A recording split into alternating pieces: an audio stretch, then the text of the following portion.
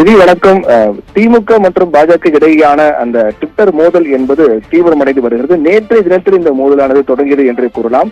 அதற்கு முன்னதாக தமிழக துணை முதலமைச்சர் உதயநிதி ஸ்டாலின் மற்றும் தமிழக பாஜக தலைவர் அண்ணாமலை இடையேயான அந்த வார்த்தை மோதல் என்பது தொடர்ந்து நடைபெற்று வந்த நிலையில் அதற்கு நிதி தர மறுக்கக்கூடிய மத்திய அரசை கண்டித்தும் அதே போன்று பிரதமர் நரேந்திர மோடி இதுக்கு முன்பு தமிழகம் வரும்போது கோபேக் மோடி என குறிப்பிட்டோம். ஆனால் இனி தமிழகம் வந்தால் அவர் கெட் அவுட் மோடி என மக்கள் குறிப்பிடுவார்கள் என்று பேசியிருந்தார்.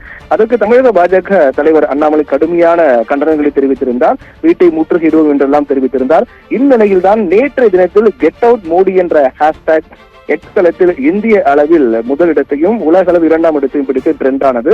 அதன் தொடர்ந்து இன்றைய நாளில் ஏற்கனவே அண்ணாமலை தெரிவித்தார், இன்றைய நாளில் நாங்கள் கெட் அவுட் ஸ்டாலின் என்பதை ட்ரெண்ட் செய்வோம் என தெரிவித்த நிலையில் இன்று காலை முதலே எக்ஸ் தளத்தில் கெட் அவுட் ஸ்டாலின் என்ற ஹேஷ்டாக் ட்ரெண்ட் ஆகி வருகிறது.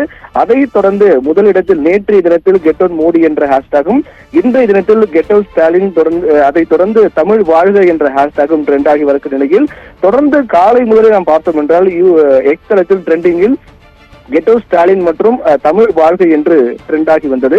தற்போது திடீரென அதற்கு இடையில் டிவிகே ஃபார் டிஎன் என்ற ஹேஷ்டாகை ட்ரெண்ட் செய்து வருவதாக தமிழக வெற்றி கழகத்தினர் காலை கெட் அவுட் ஸ்டாலின் மற்றும் தமிழ் வாழ்க்கை என்ற ஹேஷ்டாக் இடையில் தற்போது டிவிகே ஃபார் டிஎன் தமிழக வெற்றி கழகத்தினர் அதை ட்ரெண்ட் செய்து வருகிறார்கள். இப்படியாக இன்றைய தினத்தில் ட்விட்டர் தளத்தை பொறுத்தவரையில் காலை முதல் தற்போது வரையில் தமிழ்நாட்டை சேர்ந்த 3 பதிவுகள் ஒன்றன் பின் ஒன்றாக தொடர்ச்சியாக ட்ரெண்ட் ஆகி வருவது அரசியல் தளத்தில் பேச்சு பொருளாக மாறி வருகின்றது.